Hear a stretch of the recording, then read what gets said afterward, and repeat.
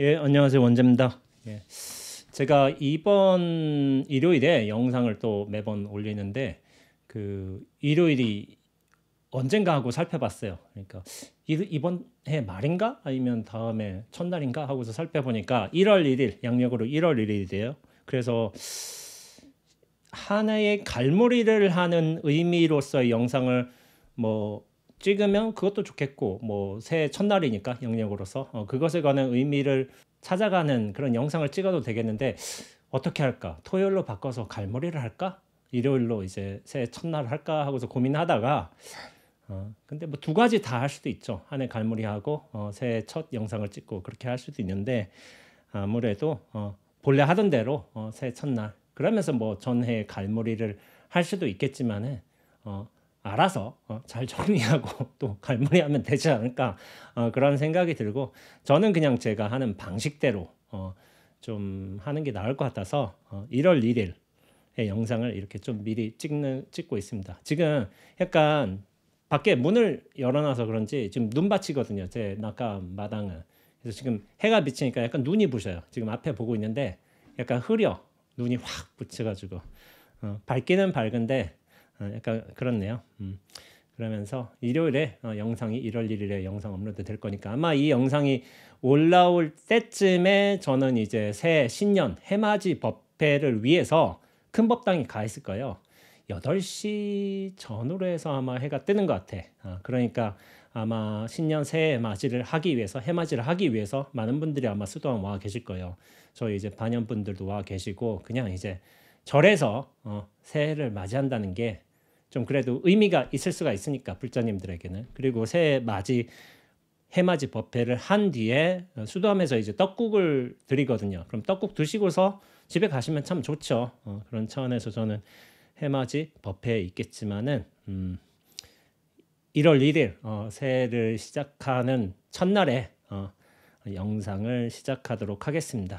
아마 2023년에도 제가 줄기차게 일주일에 한 번씩 일요일에 영상 업로드를 할 예정이에요. 뭐 얼추 정해져서 오전 8시에 영상 업로드가 되겠고 조금 일이 있다면 뭐 10시 뭐 이런 11시 오전까지는 올려지겠죠. 그렇게 아마 생각하실 것 같고 글은 틈틈이 쓸 예정이지만은 틈틈이에요. 엄청 열심히 쓰지는 않을 것 같고 그래도 지금 새 출간을 위해서 원고 작업을 지금 거의 다 해놓은 상태거든요. 거의 다. 약간 정리를 또 해봐야 돼요. 출판사에서 1차 교정본이 오게 된다면 거기서 제가 또 이제 한번 교정을 해보고 해봐야 될 것 같습니다. 아마 23년에 조금은 바쁘지 않을까. 제 염원과는 다르게 조금 바쁘지 않을까 하고 생각하고 있습니다. 오늘은 일본 여행에 관해서 한번 얘기를 해볼게요. 일본 여행. 제가 2018년도인가 19년도인가 아마 그럴 거예요. 도반 스님들이 일본에 가고 싶다는 거야. 근데 저는 그 당시만 해도 불매운동 전이었나 아마 그랬을 거예요. 그래서 일본에 틈틈이 갔어요. 1년에 이제 본가을에 한 번씩은. 그러니까 일본이 그때 당시에 제가 비행기 표를 간사이 공항, 국제공항 거기 비행기 표를 구하면 피치항공을 하면은 왕복 비행기 표가 15만 원밖에 안 해. 되게 싸. 되게 싸고 호텔도 이를테면은 좀 저렴한 데 찾으면은 4, 5만 원대 찾을 수 있어요. 물론 위로 가면 끝이 없지만은. 그런데 이제 캡슐형 호텔도 한 3만 원이면 구할 수 있고. 그러니까 일본 여행이 그렇게 돈이 많이 들진 않아요. 내가 저렴하게 다닌다 치면은 되게 그렇게 다닐 수 있어요. 그러니까 일본 여행을 제가 본가을에 한 번씩 갔었어요. 근데 이제 불매운동 이후에는 좀 안 갔어요.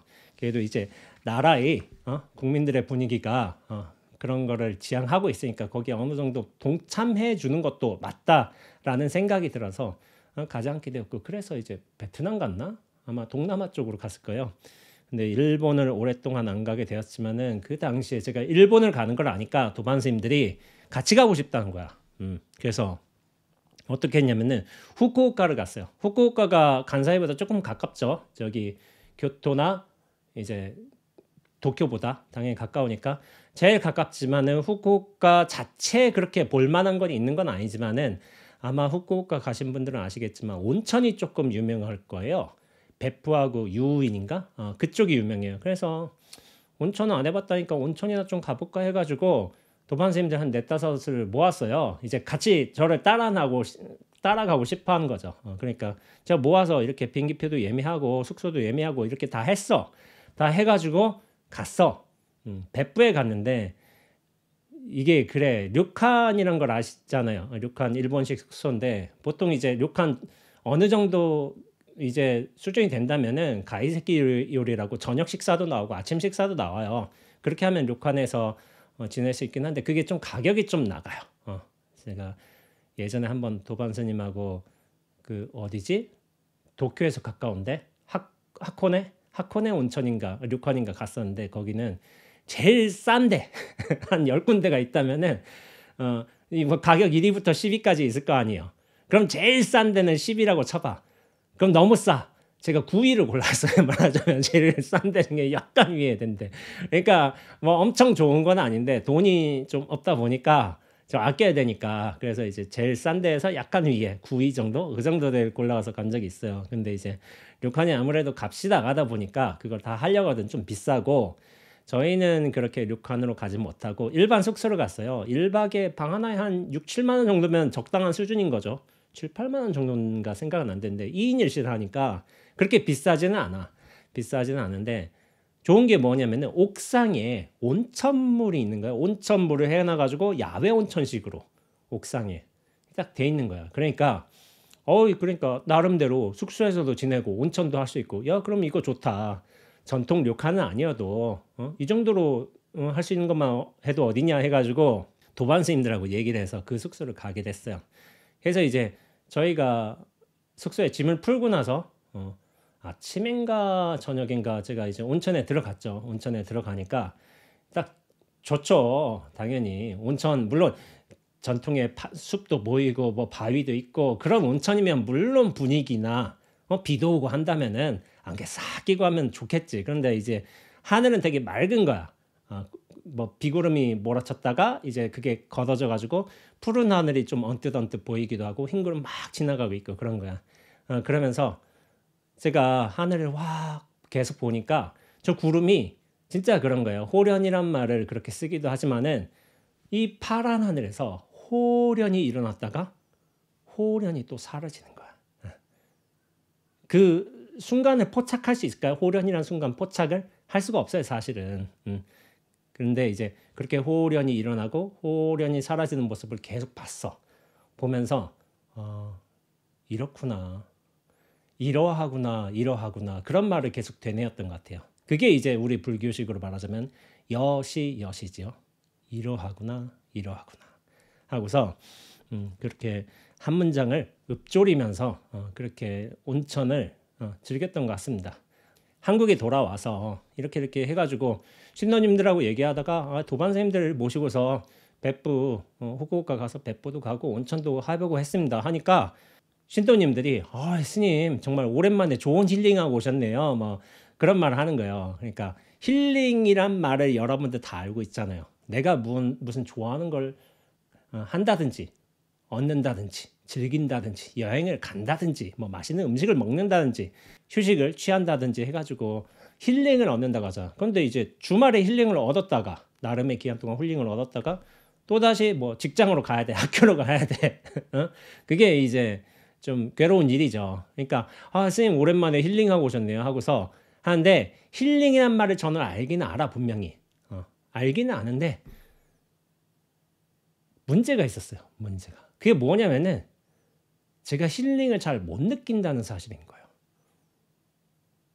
근데 사람들은 와 온천하면서 힐링을 느끼지 맛있는 음식 먹으면서 좋은 구경거리 보면서 힐링 느끼지 이런 여유와 평온함을 느끼면서 즐거운 시간 가지면서 근데 나는 힐링을 못 느낀다는 느낌을 받은 거예요. 그래서 좀 저한테 의문이었죠. 왜 나는 힐링을 못 느끼지? 뭐지? 남들은 다 느끼는데 왜 나는 없지? 그러니까 힐링이란 거는 어떤 의미에서 뭐냐면은 내가 상처받아야 돼. 무언가 결핍감이 있어야 돼. 그것이 있어야지만 그렇게 무언가를 좋은 행위를 하면서 좋은 음식과 관계를 취하면서 좋은 볼거리 하면서 여행하면서 그렇게 힐링이라는 충족감을 얻게 된 거예요. 치유도 하게 되는 것이고. 근데 내가 왜 힐링이 없을까 했을 적에 저는 오랜 시간 약간 고민을 해보니까 내가 이런 결핍감이 별로 없는 거구나. 상처받았구나. 스트레스 받았구나. 이것이 쌓여 있어야 어떤 의미에서 힐링이란 게 되는 건데 내가 그런 요소가 별로 없기 때문에 힐링이란 걸 잘 못 느끼는구나 하고 결론이 났어요. 온천하면서도 이거 힐링된다. 기분 좋다. 이게 아니라 구름 보면서 하늘 보면서 저 사람들 보면서 가장 많이 읊조린 말은 이와 같구나. 이와 같구나. 여시 여시 그 말이었던 거예요. 그 말. 그러니까 무언가 굉장히 그러니까 여행을 하고 나서 굉장히 충족감을 얻는다거나 힘을 받는다거나 그게 아니라 사실 항상 똑같았어요. 여행 가기 전에도 똑같았고 여행을 갔다 온 이후에도 별다른 차이가 없어요.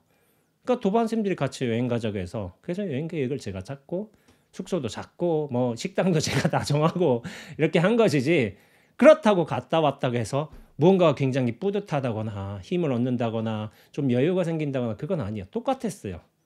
가기 전에도 똑같았고 여행하면서도 똑같고 돌아오면서도 똑같은 거야. 다만 이런 인연의 흐름 따라 나는 이렇게 살고 있구나 그런 느낌이 훨씬 강했던 것 같죠.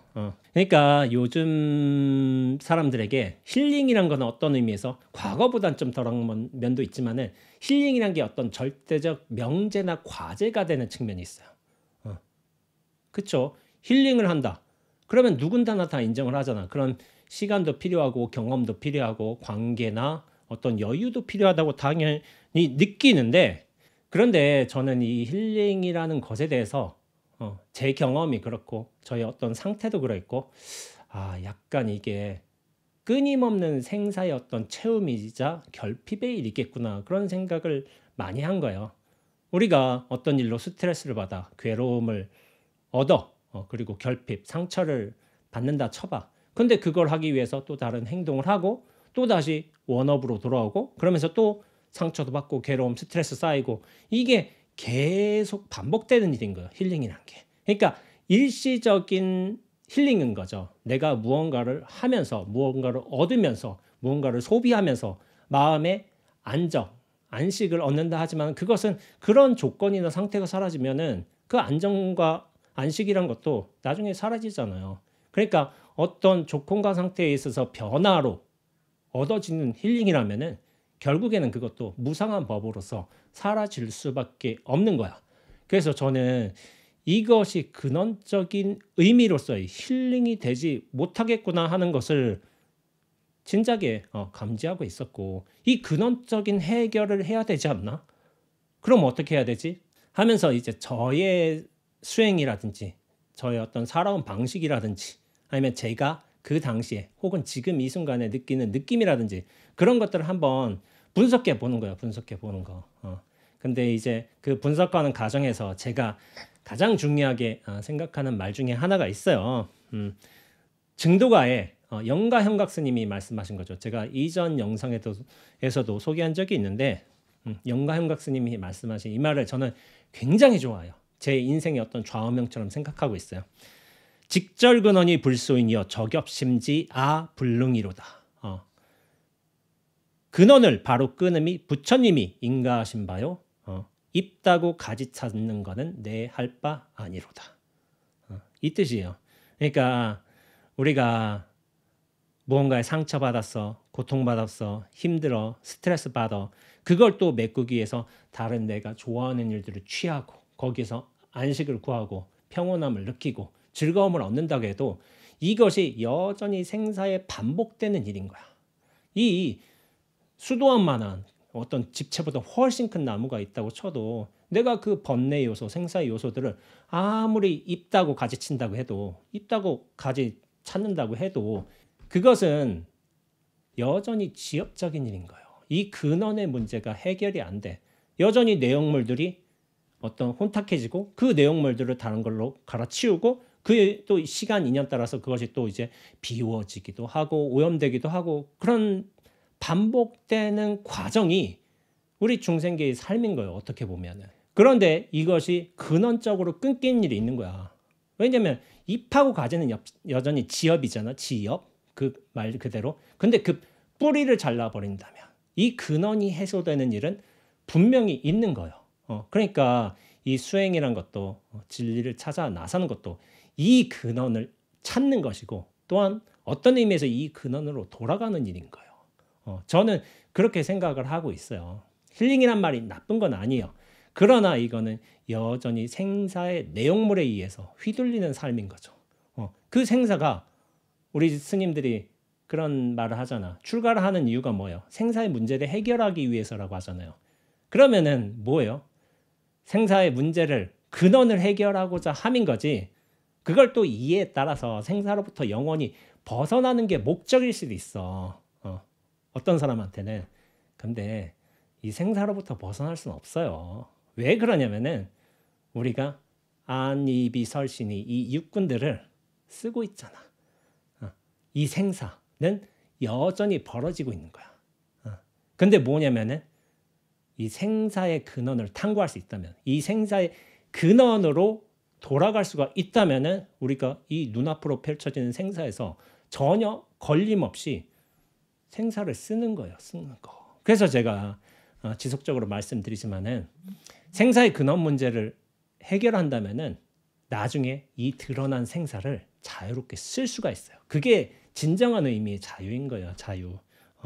그래서 제가 사람들이 절대적으로 믿고 있는 이 힐링이란 말, 비워지고 오염되고 다시 걷어내고 채우고 이 일들이 계속 반복이 되는데 이 패턴에서 벗어나고자 한다면은 진짜 그런 뜻을 내었다 한다면은 이 근원으로 돌아가야 되는 거예요.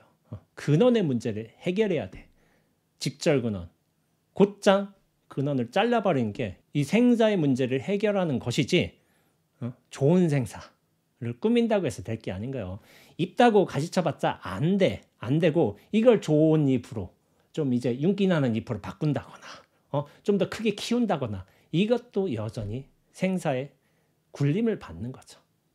이거는 제대로 생사의 문제를 해결하는 게 아닌 거예요. 근원적으로 해결이 되어야 되니까. 그래서 제가 여기에 대해서 약간 비유적으로 설명할 수 있는 영화가 있어요. 영화. 이 문제에 관해서. 혹시 보셨는지 모르겠지만은 달마의 놀자라는 영화가 있어요. 아마 2000년도 초반에 나왔을 거예요. 저는 솔직히 말하자면 안 봤어요. 안 봤는데 그 유명한 장면이 있어. 장면. 깨진 항아리, 깨진 독 가지고 이제 큰 스님이 숙제를 내. 그 영화에서 어떻게 되냐면은 조폭들이 그 영화를 안 봐서 모르겠어요. 어떤 이유로 절에 들어왔어. 절에 들어와서 잠깐 지내려고 하고 있는데 그 스님들이 있을 거 아니야. 스님들하고 이렇게 좀 알력 관계가 붙은 거야. 그러니까 스님들은 조폭들한테 나가라 이러고 조폭들은 우린 못 나간다 이렇게 하고 버티고 있는 거야. 버티고 해서 둘이서 이제 대결을 하는데 이렇게 저렇게 좀 이렇게 승부가 안 났어요. 그러니까 나중에 큰 스님이 등장했어요. 큰 스님이 딱 등판하셔서 한 가지 숙제를 낸 거예요. 스님들이 이렇게 쫙 모여있고 조폭들 쫙 모여있는데 그 스님과 조폭물이 앞에 밑 빠진 독을 넣은 거예요. 밑 빠진 독 하나씩. 그러면서 스님이 숙제를 낸 거죠.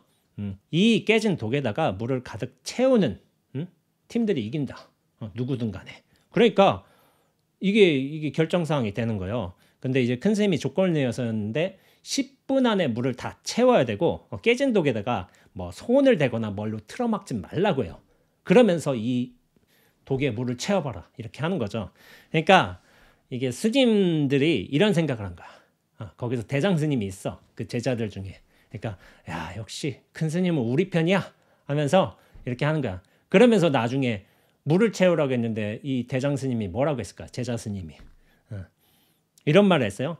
마음이 물이요 몸 또한 마음과 다르지 않으니 깨진 독 안에 채운 소승의 몸과 마음은 깨끗한 물과 다르지 않습니다. 스님 이런 말 한 거예요. 근데 이걸 제가 몇 번 읽어봤어요. 사실은 마음이 물이요 몸 또한 마음과 다르지 않니 깨진 독 안에 채운 소승의 몸과 마음은 깨끗한 물과 다르지 않습니다. 스님이 이게 뭔 소리야 이게. 저는 전혀 이해하지 못했어요. 물을 채워보려고 어떻게 노력하는 게 아니라 이 관념적인 논의로 빠져버린 거죠. 관념으로 도망친 거야 이게. 그러니까 이 작가가 이 영화 시나리오를 쓴 작가가 불교에 관해서 좀 알고 있어요. 많이 알고 있어. 나중에 해결 방안도 그렇고 불교의 어떤 중요 논점을 꿰뚫고 있어. 그렇기 때문에 스님들의 어떤 이제 관념적인 추상적인 논의, 생각 이런 거에 대해서 어떤 의미에서 지적한 것으로 보일 수도 있어요. 이게. 근데 봐봐. 스님들 채우지도 못했잖아. 여전히 공상과 생각과 그런 일들에서 뭐 몸과 마음은 다르지 않고 깨끗한 물과 다르지 않습니다. 이게 뭔 상관이야. 이렇게 관념놀이에 빠져 있어서는 안 돼요. 아무것도 해결이 안 돼.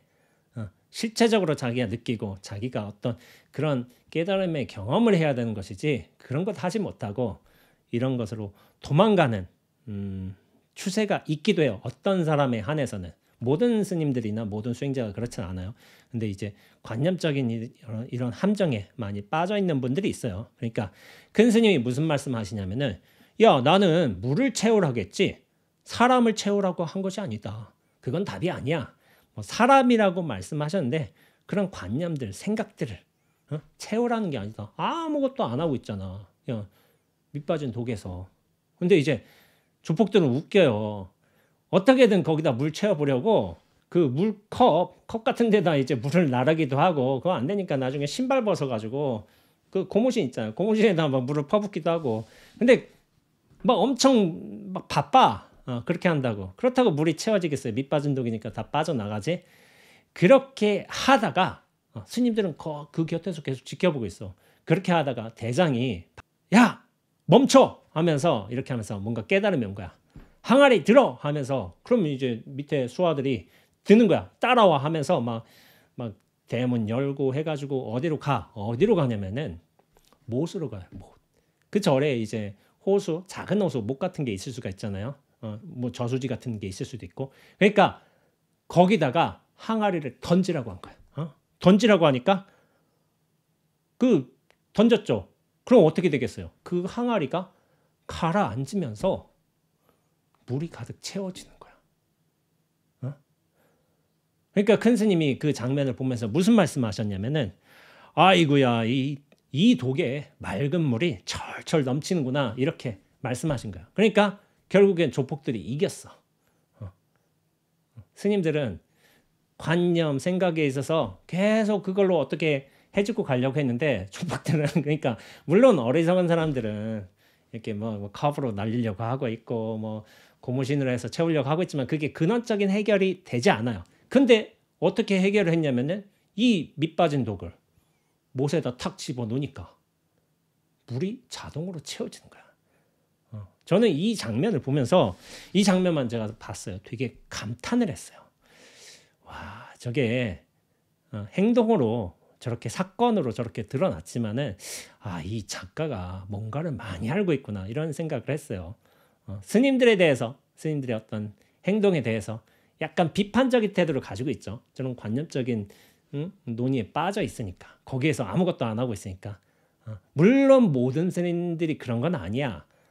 실제적으로 어떤 결실로서 행동으로서 밖으로 드러난 어떤 그런 결과를 내보이는 사람들이 있어요. 분명히 저는 그런 스님들 요즘에 이제 두드러지게 나타나고 있으니까 어떤 의미에서 저도 그런 스님 중에 하나라고 볼 수도 있죠. 저도 적극적으로 어떤 소통을 하려고 하고 있고 제 살림을 드러내고 있고 하는 게 맞아요. 그냥 생각 노릇만 할 게 아니라 그런데 그런 차원에서 아마 이제 조폭들이 행동을 하게 됐지만 거기서 똘똘한 박신양 대장께서 이렇게 밑빠진 독을 물에 넣은 거죠.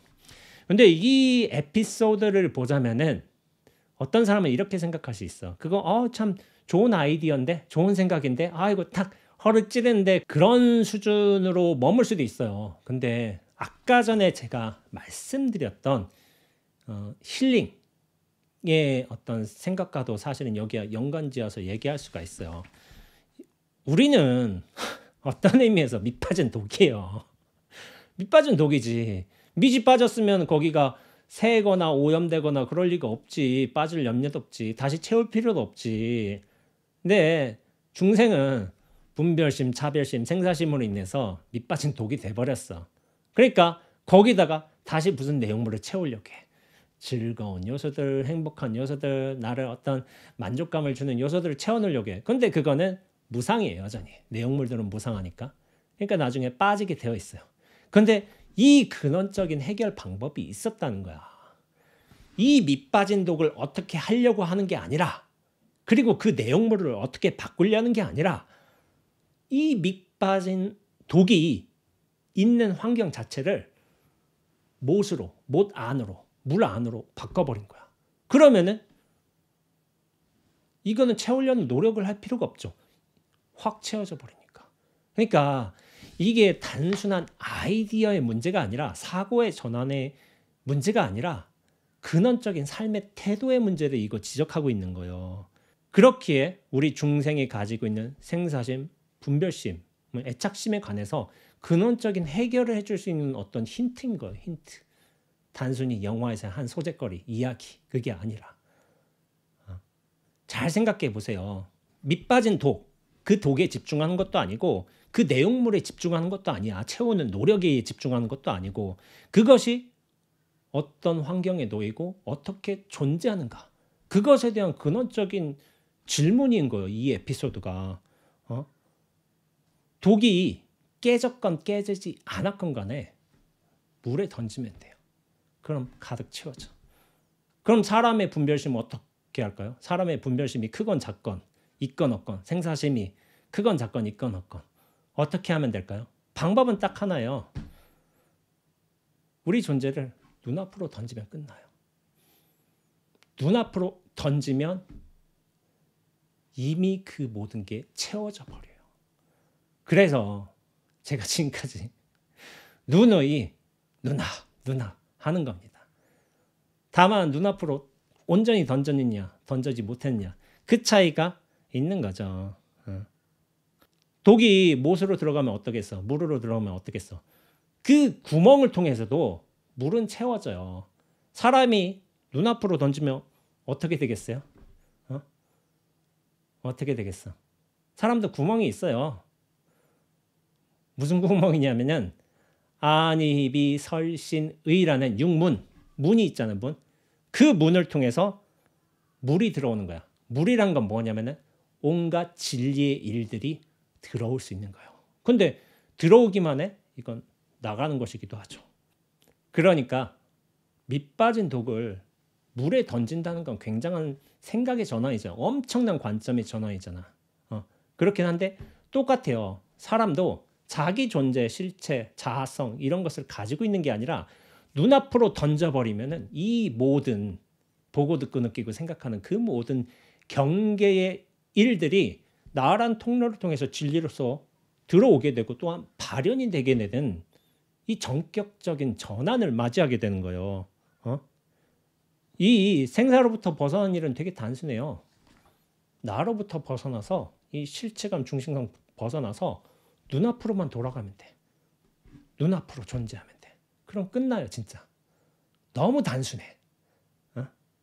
근데 이 단순한 걸 눈앞으로 두고도 하지 못하기 때문에 어떻게 보면 이제 무명 업식에 빠진 중생이라 부르기도 하고, 생사심에서 벗어나지 못한다, 그런 말을 하는 거예요. 나에서 눈앞으로 옮길 수 있느냐, 이 단 하나의 문제야. 단 하나의 문제. 사람들이 이것을 단순한 생각의 전환, 아이디어의 전환 이렇게 해야 이렇게 생각하는 경향성이 있어. 그러니까 생각 하나 바뀌면 돼. 그렇게 관점 하나 바뀌면 돼. 근데 이게 그렇게 쉽지가 않아요. 제가 보니까. 분명히 사람들이 법문을 많이 들어서 불교를 많이 탐구해서 이걸 다 알고 있어요. 알고 있어. 근데 실제로 그렇게 살아가느냐? 그건 좀 없다니까. 그래서 저는 좀 신기한 거야. 알고는 있는데 그렇게 하지 못해. 그렇게 살지 못해. 왜 이런 일이 벌어지는 걸까? 거기에 대해서 왜 해결을 못하는 걸까? 그런 질문을 좀 많이 해봐요. 그러면서 요즘에 사람들 많이 만나보면서 드는 생각이 뭐냐면은, 이거는 이유를 몰라서 그런 게 아니에요. 방법부터 모르는 것도 아니고, 수행법은 이미 널리 알려져 있어. 많은 사람들이 이미 수행도 하고 있어. 이미 잘 하고 있는데 그걸 확연히 벗어나지 못하는 이유가 뭐냐면은 이 어떤 자세의 문제가 큰 것 같아요. 자세의 문제. 제가 이런 식으로 말씀드려요.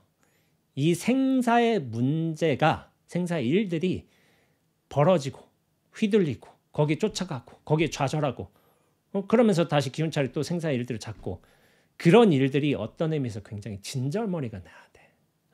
진절머리가, 아니 넌더리가 나야 돼.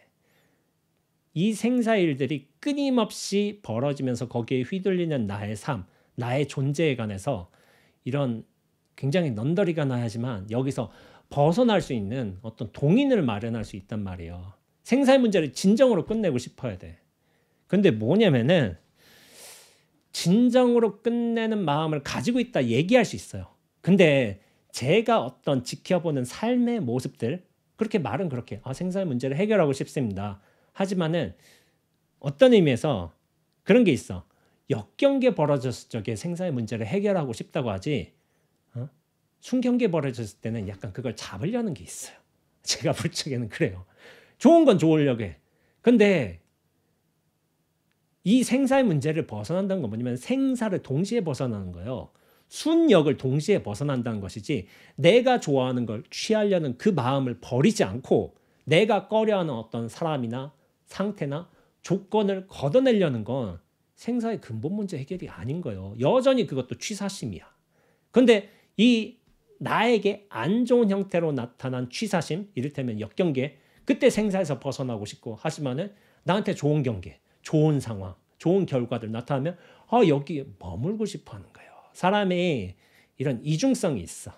힘들 땐 벗어나고 싶지만은 좋을 때는 그거 잡고 싶어. 이것도 여전히 생사심인 거예요. 취사심이고 분별심이고, 전체를 걷어내야 되는 거야. 전체를. 나한테 나쁜 것뿐만 아니라 나한테 좋은 것마저도 걷어내려고 해야 돼. 그런 차원에서 제가 가피를 보는 성격이 다른 거예요. 사람들은 가피 좋아하잖아요. 불보살이 나타나서 이렇게 뭐 해가지고 약도 발라주고 어떤 진리의 가르침도 주고 하면 아유 감사합니다, 좋습니다 하고서 이렇게 하잖아. 그러면서 내 수행이 이렇게 익어갔으니까 불보살이 나를 이렇게 도와주시는 건 생각하잖아. 제 관점은 달라요. 불보살도 다 걷어내야 돼. 속지 말라고요. 속지 말라고. 눈앞으로 가야 돼. 눈앞으로. 불보살도 눈앞에 나타난 하나의 모습이고 형태고 말이고 의미예요. 이 눈앞에서 인연 따라 드러난 결과인 것이지, 그것이 어떤 실체의 내용을 갖고 있다, 어떤 의미를 갖고 있다 착각해서는 안 돼. 다 걷어내야 돼요. 나한테 마구니만 걷어내는 것뿐만이 아니라 불보살도 걷어내야 된대도. 그래야만 이 진정한 의미로서 눈앞으로 돌아갈 수 있는 거야. 그것이 진정으로 살아나가는 방법인데, 사람들은 자기한테 나쁜 것만 걷어내려고 해. 좋은 건 여전히 취하려고 해. 그러면서 이 생사로부터 벗어나고 싶어요. 아니에요. 여전히 취사하고 있어요. 그러니까 진정한 발심이 되려거든, 진정으로 이 근원적인 문제를 해결하고 싶거든, 이 전체를 걷어내야 돼요. 제가 예전에 문득 탁 떠오른 말이지만, 걷다가 물소리 탁 듣고서 모든 것을 버리면은 모든 것을 얻게 된다. 이런 말이 탁 떠오른 적이 있어요. 생사에, 이 생사를 추구하는 나에 대해, 이 실체, 중심에 대해 근원적인 환멸감을 느껴야 돼. 그래야만 내가 정말로 수행할 수 있는 동인을 얻는 거야. 힘을 얻는 거야. 그리고 여기서 벗어나지 않아야 돼요.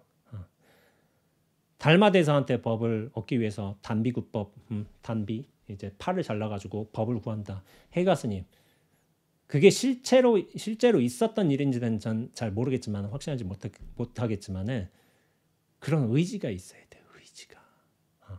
통째로 걷어내야 되는 거지, 어떤 그렇게 하나만 취하고 하나는 버리고 그런 마음 아니에요. 정말 이제 절실해야 돼. 간절해야 돼. 그러면서도 단호해야 돼. 그리고 결정적인 신심이 있어야 돼요. 그래야만 이 길을 가는 거예요.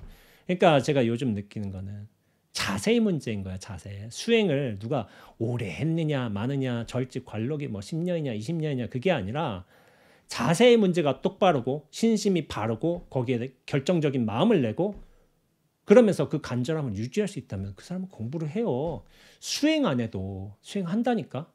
그런 마음이 수행으로 이끈다니까. 어? 그러면서 저는 그렇게 물어봐요. 수행을 얼마나 했고 열심히 했고 그런 게 아니라 그런 것도 물론 중요해. 그러나 내가 이런 결정적인 믿음, 간절함, 단호함 이런 것이 있다면은 자연스럽게 수행으로 이어져. 세상의 그 모든 만나는 사람, 경계, 일들 다 수행의 일들로 바뀌게 돼요. 그래서 제가 요즘 많이 드린 말씀은 자신의 어떤 간절함을 보라. 그런 얘기를 해요. 솔직하게 봐야 돼요. 솔직하게. 내가 얼마나 진정으로 간절한가. 솔직하게 봐요. 내가 좋아하는 거 여전히 취하려고 하고 있는 거 아닌가. 이 어려운 상황을 벗어나기 위해서 수행이란 방편을 취하려는 게 아닌가. 그걸 보라는 거예요. 그거를. 스승은, 선지식은 공부 방법을 가르칠 수 있어. 잘못된 걸 지적할 수 있어. 그러나 간절함은 못 가르쳐요. 이건 가르칠 수 있는 게 아니야. 근데 이 간절함이라는 게 제일 중요한 요소래도 이 수행에 있어서 그런 생각을 했어요. 그래서 나중에 이 달마야 놀자라는 영화에서 가장 명대사가 나와요. 예. 그러니까 스님들 관념놀이에 빠져 있는 스님들을 혼쭐 내고 이제 조폭들을 감싸준 거야. 계속 있어도 된다고. 그러니까 조폭 대장이 물은 거죠. 아니 스님, 큰 스님은 왜 저희들을 이렇게 감싸주십니까? 하니까 큰 스님이 이렇게 물은 거지. 밑 빠진 항아리를 저 못에 던질 때에 너는 무슨 생각을 했어? 무슨 생각으로 던졌어? 이렇게 하니까 저희는 아무 생각이 없이 그냥 던졌습니다. 이렇게 하니까 큰 스님이 이런 말씀해요. 나도 밑 빠진 너희들을 그냥 내 마음속에 던졌을 뿐이야 라고 말씀하세요.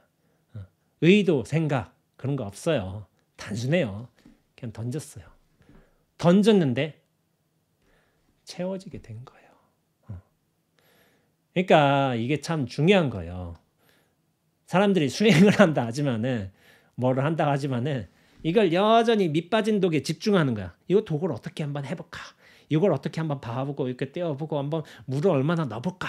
요런 상태에만 어느 면에서 머무는 측면이 있어. 이 근원적인 해결이 아니거든요. 여기에 집중하고 있으니까. 근데 이 독이 아니라 사실은 이 독을 가지고 못에 던져버려. 그럼 어떻게 되겠어요? 목과 물과 그 물과 밑 빠진 독은 떠날 수가 없어. 서로를 여인 적이 없어요. 이전에는 내 몸만 생각을 해. 내 몸만 생각하고 내 어떤 생사심만 하고 이걸 어떻게 채워볼까 하다가 근데 나중에 이 존재에 대한 인식의 전환이 확연히 일어나게 되면은 어떻게 되냐면은 더 이상 이게 아닌 거야. 전체로 던져버린 거야. 물속으로 던져버리고 눈앞으로 나란 존재를 던져버리는 게 이게 이미 밝혀진 해답법이에요. 해답이에요. 해답. 이미 그래. 이게 몰라서 그럴까? 이미 그래요. 눈앞으로 던지면 끝나요. 만약 여기서 제 법문을 듣다가 이래저래 저 스님이 누납 얘기하는데 잘 이해 안 되다가 이를테면 뭐 2, 3년 뒤에 뭐 이렇게 뒤에 나중 뒤에 이렇게 하다 자기 안목이나 경계가 확 열려봐. 그러면 그제서야 제가 눈앞을 왜 그렇게 얘기했는지 알게 된다니까요. 지금 이렇게 감지하고 있고 그걸 체험하는 사람들도 있고 당연히. 근데 그게 확연해야 돼요. 확연하게 되면은 눈앞을 이미 앞에 두고도 만나지 못했다는 사실에 절감해서 스스로 억울해서 우는 거야. 그런 사람들 있어요. 앞에 두고도 못 만나잖아. 이미 그 밑빠진 항아리를 물에 던지면은 이미 만나고 있어. 이미 만나고 있는데 만나지 못했다고 착각하면 안 되죠. 이미 채워졌어요. 그래서 똑같아요. 처음부터 그 밑빠진 독을 못에 채우면은 가득 차게 돼 있어. 그러면은 우리를 눈앞으로 던지면은 나란 존재를 눈앞으로 던지면 어떻게 될까? 진리의 일들로 가득 차요. 우리가 비워져 있기 때문에 그 모든 안이비설신이란 통로를 통해서 경계들이 펼쳐지면서 진리가 구현이 되는 거야. 두두물물이 부처님의 뭐 법이고 공양이 아닌 게 없다. 진리의 일들이 그렇게 드러나는 거예요. 보고 듣고 느끼고 생각함으로써. 근데 뭐냐면은 나가 문제인 거야. 나라는 실체와 중심, 고정된 자아, 실체 이런 것들을 가지면은 내가 무언가를 취하려고 하고 무언가를 버리려고 해. 생사심에 허덕이게 되고 애증에 휘말리게 돼요. 이 나라는 실체로 있을 적에 그것을 에고라고 부르기도 하는데 에고가 문제가 되는 것이지 에고의 어떤 실체성과 중심성만 싹 걷어내면은 이미 우리는 물 안에 들어와 있어요. 눈앞으로서 존재하고 있고 이것이 분명해지는 거야. 그러니까 모든 생사를 관장하고 통제하려고 하고 있고 내 어떤 기준에 의해서 취사하려고 하고 있는 그 에고만 걷어내면 돼. 그럼 에고란 말이 있잖아. 요즘에 많이 쓰기도 하지만은 에고면 무조건 부정적인 것으로 생각하는 착각하는 사람들이 있어요. 에고가 그 역할, 중심과 실체로서 역할을 하려고 하기 때문에 그걸 에고라고 부르는 것이지 그 중심과 실체만 딱 걷어내면은 제가 얘기하잖아요. 그 기능이 통로로 바뀌어요. 통로로 바뀌고 창고로 바뀌는 거야. 그럼 그 에고가 본래의 역할을 하고 있는 거야. 진리를 받아들이고 수용하고 진리를 내보내는 통로와 창구의 역할, 관문의 역할. 그 역할을 할 적에 그 다른 용어에서는 뭐냐면 자신이라고 이제 표현하게 돼요. 에고가 아니라 자신이다. 본래 나다. 이런 식으로 표현하기도 해. 그러니까 에고는 말살하고 죽여야 되고 없애야 되고 무조건 부정해야 되고 그런 게 아닌 거예요. 다만 제 역할과 위치만 돌려주면 돼. 그러면은 지 역할, 진리가 드러나게 하고 진리를 수용하게 하는 그 역할을 할 수 있는 거예요. 그러니까 에고에 관해서 어떻게든 사라져야 된다. 에고가 무조건 소멸해야 된다. 이런 착각을 하면 안 돼요.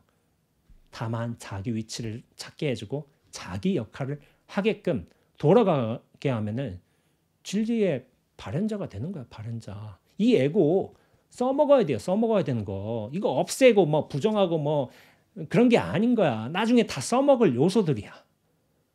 그런데 과도한 의무부여와 착각과 혼란은 걷어내야 돼. 그러면은 지 역할을 한다니까. 그렇게 생각해야 되는 거예요.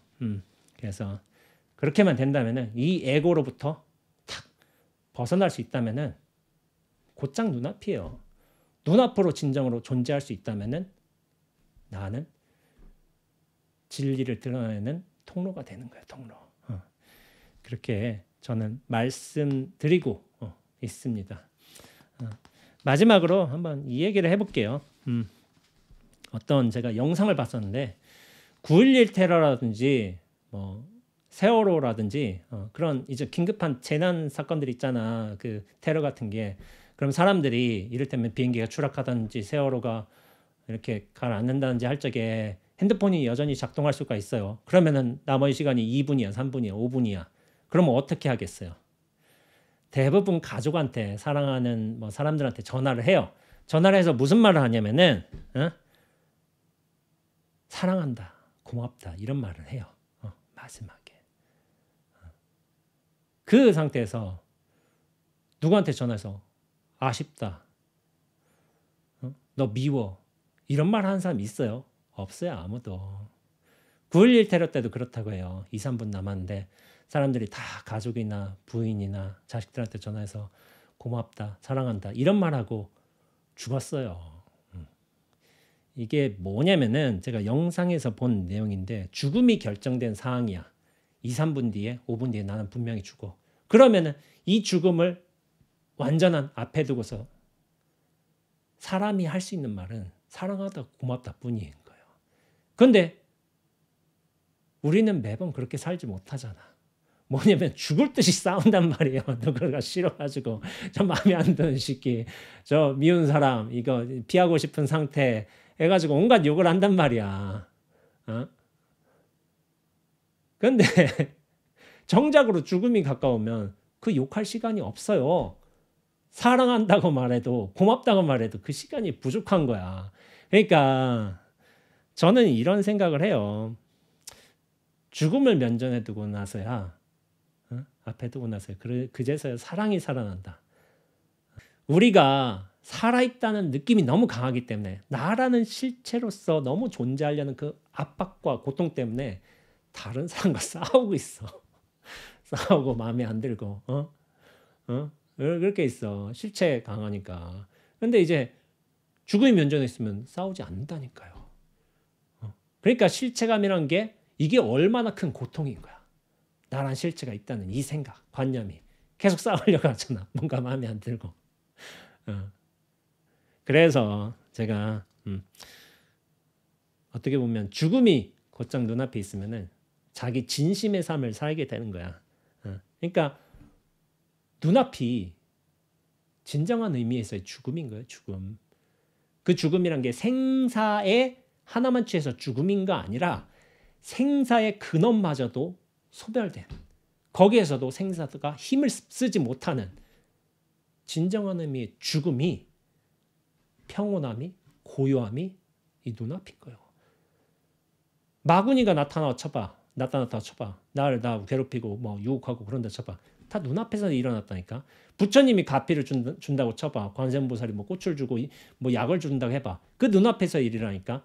눈앞에서 생사되는 그 일들인 거예요. 마구니와 부처도 나의 어떤 욕망과 재산, 사람에 대한 애정, 그 모든 일도 다 내용물이야. 이 눈앞이야말로 생사에 휘둘리지 않는 절대적인 근원이에요. 진정한 의미의 고요고. 그런데 이 눈앞으로 살지 못하기 때문에, 실체로 살기 때문에 누가 계속 미운 거야. 그런데 이 절대적인 죽음으로서, 고요로서, 평온으로서 눈앞으로 돌아간다면은 그런 계기가 죽음을 바로 면전에 두면 그런 게 살아난다니까요. 눈앞이 오히려 그렇게 돼요. 죽음이 가까이 오면 오히려 눈앞이 살아나. 그때서야 자기 진심을 말한 거야. 근데 그때 되면 많이 늦었어요. 이미 우리는 처음부터 눈앞으로 돌아갈 수 있어. 그런 기회들이 주어져 있어. 근데 이 기회들을 연습할 수는 있어요. 제가 이전에 얘기했잖아요. 제가 학창 시절에 가장 많이 썼던, 노트에 썼던 단어 중에 하나가 뭐냐면은 live with death예요. live with death. 죽음과 함께 산다. 나는 죽음과 함께 산다. 근데 이 죽음이란 게 부정적인 죽음인 게 아닌 거야. 나중에 돌이켜 보니까. 제가 그걸 계속 반복해서 썼어요. 몇 년 동안. live with death. 몰라 왜 쓰는지. 근데 이게 계속 떠올라. 죽음과 함께 산다. 근데 나중에 이게 알고 보면 굉장히 큰 도움이 됐던 것 같아요. 제 수행에 있어서. 제가 알고서 이것의 효과를 기대하고서 한 건 아니야. 그러나 마음의 근원에서 떠오르는 말은 이거였어요. 나는 항상 죽음과 함께 살리라. 그런 말들을 하게 됐어요. 그런데 이 진정한 의미의 죽음이, 평온이, 고요가 뭐냐면 이 눈앞인 거야. 눈앞으로 사는 거야. 이게 그래서 제가 죽음 연습이라고 하게 됐어요. 근데 대반열반경에서 이제 부처님이 이렇게 말씀하신 거죠. 모든 발자국 가운데 코끼리 발자국이 최고이고 마음을 다스리는 명상 가운데 죽음에 대한 명상이 최상이노라 라고 말씀하셨어요. 죽음에 대한 명상이 제일 큰 거야. 근원적인 거야. 모든 거를 다 정리할 수 있는 힘이 있어. 그러니까 사람이 비행기에서 떨어져 죽기 전에 2분, 3분 전에 세월호에서 죽기 전에 가족한테, 사랑하는 사람들한테 전화해서 사랑한다, 고맙다, 미안하다 그런 말 할 수 있는 거지. 이 명상이 죽음이 급박해서 그렇게 진심이 나올 수도 있지만은 우리는 이 연습을 할 수가 있어요. 매마다 죽는 연습을 하면 돼. 그러면은 본인의 진심은 살아나게 돼 있어. 진심은 뭐야? 사랑한다, 고맙다잖아. 우리가 진정 눈앞으로 산다면은 고맙고 사랑하는 일만 남게 돼요. 증오는 어리석은 일이에요. 어리석은 일. 누군가를 미워하느라고 시간을 쏟는 게, 그렇게 애쓰는 게 어리석은 일인 거예요. 어리석은 일. 미워하는데 시간 쓰지 마세요. 좋아하는 것만 해도 부족해. 여러분들 뭐 공적, 영지, 뭐 응무수주, 이생심, 적적, 성성, 진공, 묘요, 그리고 불교의 경전에서 제일 앞서 나오는 말 여시아문이죠. 여시아문. 이런 거 많이 들으셨을 거예요. 근데 제가 다시 한번 정리해서 말하지만 이거는 나에서 눈앞으로 돌아가는 과정을 말하는 거예요. 그 상태를 말하는 것이기도 하고 나의 실체성과 중심성이 사라지게 되면 분명히 눈앞은 깨어나게 돼 있어요. 근데 이 눈앞이라는 게 뭐냐면은 공적이고 공적 한없이 고요한 것이고 응모소주 머무는 바가 없는 것이고 진공 진실되게 비어 있는 것이고 여시 전체가 이 여시예요. 여시 이러하다 이러하다. 왜냐하면 여시지만 내용물이 없어. 이러하다만 있으니까. 이런 것들은 뭐냐면은 실체가 소멸된 상태를 뜻해요. 그런데 절대적 고요와 생사의 근원으로서 눈앞으로서 살아나 있는 그런 상태, 존재의 본원을 뜻한다고요. 그런데 에고로 실체로서 살아있다가 그 실체성이 확 무너지면서 에고가 사라지면서 자신으로 돌아가면서 통로로서 역할하면서 뭐냐면은 그때부터 영지, 신령스럽게 알고 이생기심, 마음이 그렇게 생겨나고 그리고 성성, 모든 일들이 활발하게 일어나고 묘유, 묘하게 존재하게 되고 암은 내가 듣는 거야. 내가 듣는 것만 뜻한 게 아니라 보고 듣고 느끼고 생각하는 것의 대표로서 아문인 거예요. 촉도 될 수도 있고 여러 가지가 될 수 있는데 다만 아문이라고 표현한 거야. 그게 뭐냐면은 그때 생사의 모든 일들이 진리로서 그렇게 표현이 되는 거예요. 나의 실체성이 사라지게 되면은 눈앞은 분명히 제대로 텅 비어 열려서 활달히 살아나게 돼 있고 그러면서 뭐냐면은 생사의 일들이 이전에는 번뇌의 일들이 되었지만 이제는 진리의 일들로 발현이 되는 거야. 공적영지, 응무소주, 이생기심, 적적성성, 진경묘, 묘유, 여시함은 이거 되게 불교적 용어로 어려운 거라고 우리 중생들은 알지 못한다고 생각하잖아요. 진리가 원래 이렇다는 거예요. 눈앞으로 돌아가게 되면 그 모든 경계들도 진실함의 일들로 살아나게 되어 있습니다. 다만 눈앞으로 제대로 돌아갈 수 있느냐 이 문제만 남을 뿐이에요. 어떤 분은 그래요. 제가 눈앞 이렇게 강조하니까 자신의 초점을 눈앞으로 맞추는 거야. 그러면서 훨씬 일이 편해졌다고 해요. 사는 게. 마음이 개운해지고. 그런 효과들을 말하시는 분들이 있으세요. 이전에는 내가 생각한다고 생각해. 내가 판단한다고 생각하고 내 일이라고 생각하고. 근데 눈앞에 일로 던지는 거야. 사실 이러한 반복적인 과정이 안목이 확장되는 과정이기도 해요. 내가 생각하고 내가 취착하고 내가 어떻게 조절하고 판단하고 생각하지만은 눈앞에 일로 탁 던지면은 그때부터는 그 일 그 자체로 보이게 돼요. 나에게 갇혀 사는 게 아니라 눈앞의 안목으로서 전체의 안목으로서 이걸 볼 수 있는 여유가 생긴대도 그러면서 훨씬 분명하게 잘 볼 수 있게 돼요. 이게 눈앞으로 돌아가는 하나의 어떤 수행 과정이자 여정일 수가 있어요.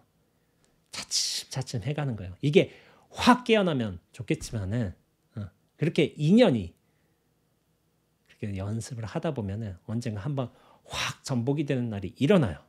근데 그것들이 반복이 돼요. 보통은 반복이 되게 되고 완전하게 전복이 탁 일어날 때는 그때는 세상이 달라져요. 사람도 달라지고 나에 대한 존재도 달라지고 바뀐 바 하나도 없지만은 그 모든 게 바뀌어 버립니다. 이것이 진정한 의미에서의 안목의 전환인 거예요. 그러기 위해서는 열심히 연습도 하셔야 돼요. 연습도 하셔야 되고 그런 차원에서 제가 이번 올 한 해 드릴 수 있는 첫 새해 말씀도 이전과 다르진 않아요. 눈앞으로 사세요. 이 말씀입니다. 이 말.